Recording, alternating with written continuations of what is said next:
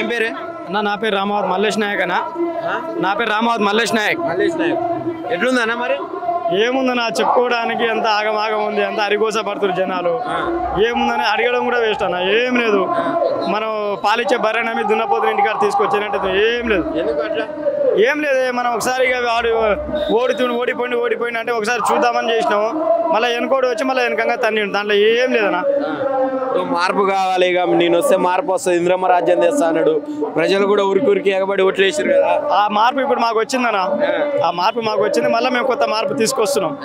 మళ్ళీ 3 సంవత్సరాల మళ్ళీ ఇంకో 2.5 సంవత్సరాల ఖచ్చితంగా మేము కొత్త మార్పు తీసుకొస్తా ఉన్నాం. గౌరవ కేటీఆర్ కానీ కేసీఆర్ గారి నాయకత్వంలో పార్టీ నడుస్తూ ఉన్నది 100%. ఇవాళ ఇక్కడ అచ్చంపేట మీటింగ్కి అసలు తండోపతండాలుగా ఎవరు సర్ది వాళ్ళు కట్టుకొని బండ్లలో 2 వీలర్లు ఎడ్ల బండ్లలో పెద్ద ఎత్తున జనాలు మేము అనుకున్న దానికంటే కూడా పెద్ద ఎత్తులు జనం వస్తూ ఉన్నారన్నా. ఇలా గద్దె మీద మొద్దు నిద్రపోతున్నారు. జనాన్ని కూడా మొత్తం పైసలు పెట్టి కూడేస్తున్నారు. లేదన్నా, మనస్సాక్షిగా చెప్తున్నా, సాక్షిగా ఎవరు కూడా ఎవరికి ₹1 బిల్లు ఇయ్యలే. హార్డ్ వర్క్ చేసి ఎవరిని కంచం వాళ్ళు ఎవరు భూ వాళ్ళు కట్టుకొని ఇలా గోల బాల ఎక్కడైతే పార్టీలో పోయిండో ఏ పైసలు ఇవ్వకుంటే ఇప్పుడు అధికార పార్టీకి వచ్చినట్టు ఇంతమంది జనం ఎందుకు వస్తారు అన్నట్టు అభిమానం అన్న. కేసీఆర్ గారు 10 సంవత్సరాలు చేసినటువంటి అభిమానం, ఆయన చేసినటువంటి సేవలు, ఆయన చేసినటువంటి విధానం నచ్చి జనాలు కూడా మార్పు ఏదైతే ఇంతకుముందు కావాలని కోరుకోరో మళ్ళీ అదే జనాలు ఇవాళ మార్పు కోరుకుంటున్నారన్న.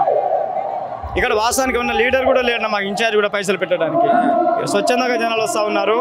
మేము అనుకున్న దానికంటే ఎక్కువ మంది జనాలు వస్తూ ఉన్నారు. ఇలా రేవంత్ రెడ్డి మేము నల్లమల్ల పులిబిడ్డ అనుకుంటున్నట్టు రేవంత్ రెడ్డిని గద్దె మీద మొద్దు నిద్ర లేపించడానికి ఇలా ఈ అచ్చంపేట జనాభా గర్జన సభ ఒక వేదిక అయిందన్న. మా కేటీఆర్ గారు కూడా ఇంకో 5 నిమిషాలు వస్తూ ఉన్నారు. ఇప్పటికే స్టేజ్ నిండింది.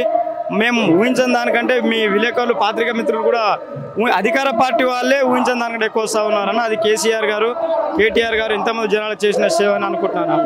ఏం చెప్పాలనుకున్నావు ఈ సభ ద్వారా, లేకుంటే ఈ వేదిక నుంచి రేవంత్ రెడ్డికి ఏం చెప్తావు? ఖచ్చితంగా రేవంత్ రెడ్డి గారు, మీరు 6 గ్యారెంటీలు 420 అబద్ధపు కల్లిబొల్లి మాటలతో జనాలు నమ్మించిర్రు. ఇక నమ్మించలేవు, నీ కాలం చెల్లిపోయింది రేవంత్ రెడ్డి. నువ్వు కూడా మూసుకొని ఇంట్లో పోయే పరిస్థితి వచ్చింది. రాబోయే రోజుల్లో ఖచ్చితంగా కేసీఆర్ గారి ఆధ్వర్యంలో మళ్ళీ గులాబీ జెండా అధికారంలో రాబోతా ఉన్నారు. అన్న, అచ్చంపేట గడ్డ మీద బీఆర్ఎస్ పార్టీ ఇక లేదు, గోల బాలరాజు పోవడంతో అంతా పోయింది. ఇక మొత్తం కాంగ్రెస్ దే రాజ్యం అంటారు. లేదు, కాంగ్రెస్ కాదు, బీఆర్ఎస్ దే ఉంది. ఖచ్చితంగా ఏదో మార్పు చేయాలని వంశీకృష్ణ కోట్లు వేసారు తప్ప బీఆర్ఎస్ ఈసారి బీఆర్ఎస్ తిరుగు లేకుండా వస్తుంది. పల్లెల పోటీ మందులు అనుకో, ఈరియలు అనుకో, ఆయన ఇచ్చిన హామీలు అనుకో, ఏవి రేవంత్ రెడ్డి చెప్పిన హామీలు ఏవి రాలే. పింఛన్లు పెంచుతాడు, పింఛన్లు రాలే. 7,000 ఎకరాకేస్తాడు, 7,000 లేదు. ఇక అన్నీ ఏవి ఆయన అనుకున్న అమలు ఏవి చేయలేదు. కాబట్టి మార్పు అని ఒకసారి అనుకున్నారు, కానీ ఇప్పుడు మార్పు రాదు, టీఆర్ఎస్ఏ వస్తుంది. 10 సంవత్సరాలు తెలంగాణ రాష్ట్రాన్ని దోపిడీ చేసిరు బీఆర్ఎస్ వాళ్ళు. కాంగ్రెస్ వచ్చిన తర్వాత సంతోషంగా ఉన్నారు ప్రజలు అంటారు. ఏం లేదు అట్లా. వాడు అప్పు చేసి పప్పు కూడా తినిపించిండు, అప్పు చేసి పని అయితే చేసిండు, అనుకున్న టైంకు పింఛన్లు ఇచ్చిండు, అనుకున్న డబ్బులు వాడు ఏం చేసింది మనకు తెలియదు. మొత్తం పైన రైతులు మటుకు ఆరోగ్యంగా వాడిచ్చిన డబ్బులతోటి భూము నేల పసరు చేసుకున్నాడు. ఇప్పుడు ఏమైంది రైతులకు? ఇప్పుడు ఏమి ఇవ్వలే, ఈరియా లేదు, సబ్సిడీ ఎరువులు లేవు, రకరకాలుగా బాధపడుతున్నారు. ఈరియా గురించి రోడ్ల మీద 10 సంవత్సరాలు గెలుస్తున్నారు. మంచి 10 సంవత్సరాలు రైతులు మేలుగా ఏది అనుకూలంగా ఊర్లో పట్టించారు. డీలర్లు పోయి మనం రైతు వేది లెక్కలా ఉంటాయి కదా, ఇట్లా ఓడమే ఎత్తుకురావడమే, మన ఇంట్లోకి వెళ్ళి ఎత్తుకొచ్చినట్టే ఎత్తుకొచ్చిండ్రు. 10 సంవత్సరాలు ముఖ్యమంత్రిగా నేనే ఉంటాను, నన్నే గెలిపిస్తారు ప్రజలు అంటారు. ఎవరిని? రేవంత్ రెడ్డి. ఈ 10 సంవత్సరాలు సర్పంచులు గెలవరు, రేవంత్ రెడ్డి కాదు. సర్పంచులు ఈసారి మొత్తం వాళ్ళే వస్తారు. ఎంపీటీసీలు కానీ సర్పంచులు కానీ ప్రతిసారి వాళ్ళే వస్తారు. రేవంత్ రెడ్డి కూడా నిలబడాడు, గెలవడు. ఆయన కొడంగల్ నిలబడమని కొడంగల్నే ఓడిపోతాడు. కొడంగల్ కూడా ఓడిపోతాడు. ఏం పేరేనా? సమీదనా. ఇప్పుడు యాక్చువల్ ఏంటంటే ఆయనకు భయం అయ్యే ఎలక్షన్లా, ఇప్పుడు ఇట్లా ఎలక్షన్ పెడితే ఓడిపోతాయని భయానికి ఎలక్షన్ పెడతలేడు. అది క్లియరు, అందరికి తెలిసిన విషయమే.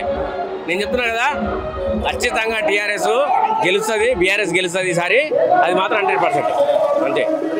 బీసీలకు న్యాయం చేయాలనే లేట్ అవుతుంది ఎలక్షన్లో. బీసీలు కాదన్న, అన్ని వేస్ట్ మాటలు. ఖచ్చితంగా ఎవరిని పెట్టినా వాళ్ళు మాత్రం ఓడిపోతారు, 100% చెప్తున్నా. జనాలు చాలా తిరగబడ్డరు. ఇది 100. ఇప్పుడు జనాలు తిరగబడరు అని చెప్తున్నాం అంటే ఇంత పెద్ద మాట దేనికి? ఒక 2 సంవత్సరాలకి ఎందుకు వాడాల్సి వస్తుంది? 2 సంవత్సరాలని కాదు, 10 ఏళ్ల పాలనలో తెలంగాణలో ఒక ఊరికి పోతే రోడ్డు కూడా మంచి లేకపోయేది, నీళ్లు లేకపోయేది, నీళ్ళ బిందెలు మోసేది మేము. ఇప్పుడు అవన్నీ లేవు. అదేనా? కాకపోతే జనాలకి ఏంటంటే ఒకసారి చూద్దామని వేసిరు తప్ప ఎవరు వేయరు అంతే. ఇది మాత్రం అవసరం. జై తెలంగాణ. మార్పు అన్నారా? వచ్చిందా? అనుకున్న మార్పు కాదు, అనవసరంగా వేసినాం కదా, ఇదే ఆ మార్పు అని మేము బాధపడుతున్నాం ఇప్పుడు. అది రైతుల పరిస్థితి రైతుల పరిస్థితి. ఇంకా వాళ్ళు చెప్తే ఇప్పుడు కొడతారు, చెప్పుకొని కొడతారు వాళ్ళు. అది మళ్ళీ మాత్రం గెలవదంట ఏదైనా ఏడ కాదు, ఏడ గెలవదు. ఓకే.